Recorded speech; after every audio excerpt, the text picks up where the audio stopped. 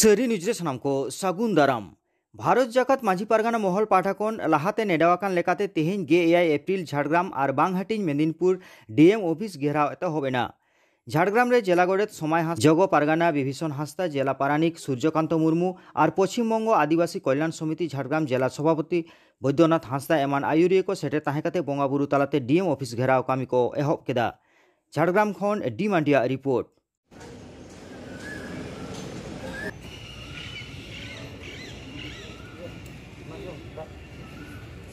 समय हांसदा झाड़ग्राम जिला गोड़ेदुआ भारत जगत माझी पारगाना महल तेहें 17/4/2023 खन डीएम ऑफिस रे सानताली एडुकेशन बोर्ड ओ आदिवासी को कुर्मी को नुकु आलोक आदिवासी मा नवाना प्रतिबाद बीर ऐदर बनाधिकार 2006 नवा लागू मा नवा को दाबी सामांग काते डीएम ऑफिस घेराव कामीहरा सेता 6 बजे खन एतहब आकना। बंगा बुरु तालाते नाय नपाय तेगे नवा कामीहरा सार सागुन आकना। नित दोमेल दोमेल आतो ओड़ा खन गो बाबा बया मेसी माझी बाबा पारगाना बाबा को हिजुग कान ताबोना। नवा कामी जहाँ तिना दिन भर बांग फुरकना बांग पूरणोग कना उन दिन भर नवा डीएम ऑफिस जागे कामीहरा लेताड़ गे ताहेन ताबोना। তার কখনোই তো স্প্রিং হয়। ওটা যদি হতো আপনারা জানেন 1948 সালে ওদের একটা মাহাতো সে কিন্তু জেলা পুলিশের সভাধিপতি ছিল, তখন তারা এসএফ তুলেনি। 5 বছর সৌদি চলেছে, তো এখন হঠাৎ উঠছে কেন এই দাবিটা? এটা হচ্ছে দ্বিতীয় দাবি। দ্বিতীয়টা হচ্ছে যেমন আমাদের জল জঙ্গল যেটা অধিকার সেটা কেড়ে নেওয়া হচ্ছে। আপনি জানেন অযোধ্যা বা দেহচাপাচামে যে সমস্ত ঘটনা হচ্ছে আমাদের আদিবাসী মৌজার উপরে এই জিনিসটা হচ্ছে কেন, এবং তাদের পরবর্তীকালে হাঁটিয়ে দেওয়া হচ্ছে আর কি। মূল এই সমস্ত কয়েকটা দাবি আছে। আর কি কর্মসূচি রয়েছে আপনাদের? আজকে কর্মসূচি বলতে আমাদের এখানে ডিএম সাহেব এর আগে আমরা বারবার ডেপুটেশন দিয়েছি, পশ্চিমবঙ্গ দিকে কল্যাণ সমিতি ভারত জাগাত माझी পারগানা মহল থেকে দিয়েছে, কিন্তু আশ্বাসই দিয়ে গেছে উনি, কিন্তু আমাদের কর্মসূচি চোখে দেখতে পাইনি। এই জন্য আমাদের যতক্ষণ পর্যন্ত এই দাবি দেওয়া না মিটে ততক্ষণ আমাদের চলবে আর কি ঘেরা কর্মসূচি। নাম বৈদ্যনাথ হাঁসদা, সভাপতি পশ্চিমবঙ্গ কল্যাণ সমিতি ঝাড়গ্রাম জেলা শাখা। जोहार, আমার নাম বিভীষণ হাঁসদা, আমি ঝাড়গ্রাম জেলা জগো পারগানা বাবা। আজকে সকাল 6টার থেকে আমাদের এই কর্মসূচি শুরু হয়েছে ডিএম ঘেরাও। এখানে আমাদের প্রথম পূজার্চনা শুরু হয়। পূজার্চনার পরে আমরা এখানে মূলত 3টা দাবি নিয়ে আমরা এখানে এসেছি। প্রথম হচ্ছে শিক্ষা সমাজের মেরুদণ্ড। আমাদের সাঁওতালি মাধ্যমে যে বা সাঁওতালি ভাষায় যে পড়াশোনা হচ্ছে তার একটা শিক্ষা বোর্ডের দরকার আমাদের, মানে এডুকেশন বোর্ড। দ্বিতীয়ত হচ্ছে যে বনাধিকার আইন 2006 ফরেস্ট রাইট অ্যাক্ট, সেটা আমরা গ্রাম সভার মাধ্যমে গ্রামেগঞ্জে আমরা সেই আইনে আমরা নিজেরা শাসন হতে চাইছি আর কি। 3 নম্বর হচ্ছে এই যে আদিবাসী মূলত কুর্মী সম্প্রদায় যে কর্মসূচি নিয়ে তারা যে বিভ্রান্তকর আমাদের যে ঐতিহাসিক যে আন্দোলনগুলো বিকৃতি করে তারা আজকে আদিবাসী হতে চাইছে আর কি, আমরা এটার তীব্র প্রতিবাদ জানাচ্ছি। তার এই নিমিত্তে আমরা আজকে 17 এপ্রিল झाड़ग्राम अनिर्दिष्टकाल डीएम घेराव कर्मसूची আমরা ধরেছি। तेहेना दिन रे आदिवासी सेंगेल अभियान बांगला बंद को हो आकादा। ओना रिया कथा गे मानतान सुभाष चंद्र मांडी सेंगेल अभियान पुरुलिया जोनाल टी प्रेसिडेंट ठेन खन बन बाडाया।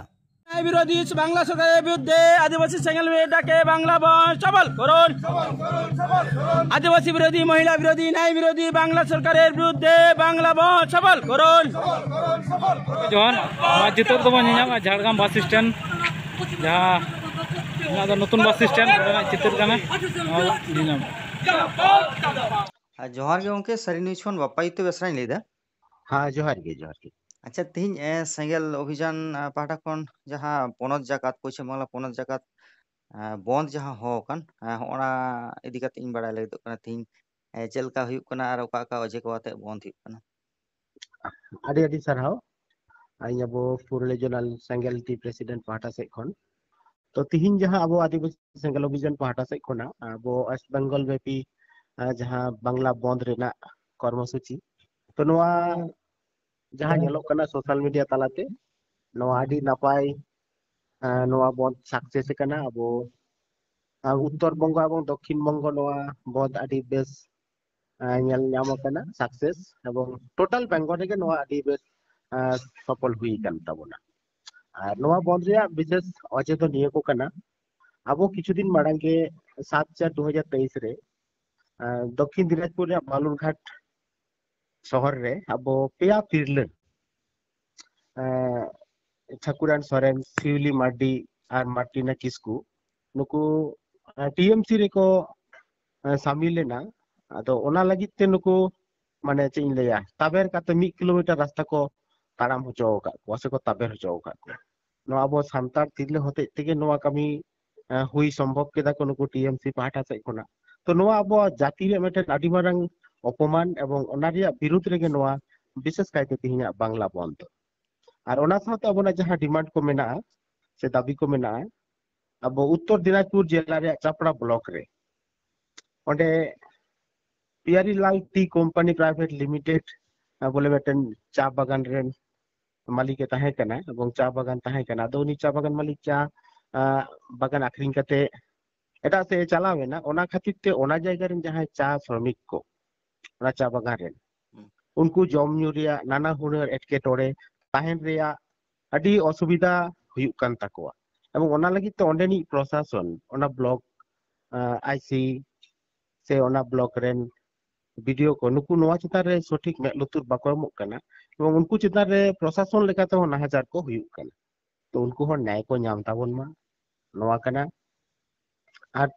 आर मेटिंग ले ताबोना जहां विशेष इंपोर्टेंट नितो नोया बो नेला कुर्मी को एसटी रिया जहां आंदोलन को जोरदार को करावेदा तो नोआ रेना मदद नुकु सरकार पाहटा से कोना गे हुयुक कान लेका अपनार आय उमन एवं ओना कारण तेगे नोआ अब सरकार विरोध रे नोआ बंद होबो मैंने आर मेटा पॉइंट लेकाते अच्छा अच्छा और 3 नंबर पॉइंट रे शॉर्ट थिंग ले तबना नोय जहां अब संताली मीडियम ते पढ़ाव को चला कना तो मेनखान नितो हो संताली मीडियम लेकाते पर्सनल बोर्ड बानुआ तो अब सेंगल अभियान पाठा से कोना नोआ डिमांड हो नोआ बहुत तलाते सामो कना संताली मीडियम ते पढ़ा लागिते संताली बोर्ड अविलंबे बनाव राखा भइयो और नोय जहां अब संताली मीडियम रे स्टूडेंट को नेस एचएस परीक्षा को एम केदा उनको संताली मीडियम ते क्वेश्चन बको नाम लेदा अदो नुकु लगी तो जोथा जोतो सुराहा हुयु मा उनकाना कोनो स्टेप सरकार पाटा से कोना लगन हाता मा तो नोनवा को दाबी साथे आरो अबना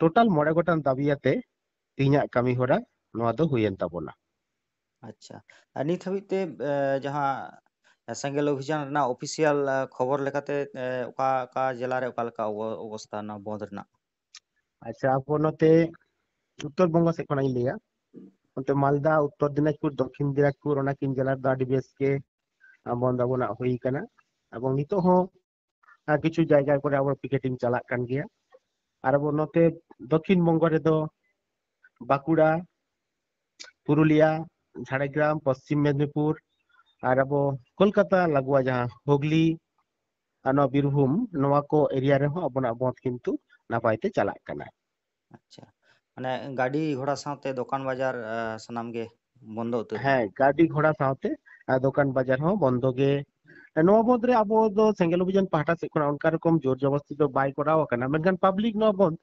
स्वतःस्फूर्त को समर्थन कदा एवं ओना लेकाते दुकान बाजार को हो बंद को दोहो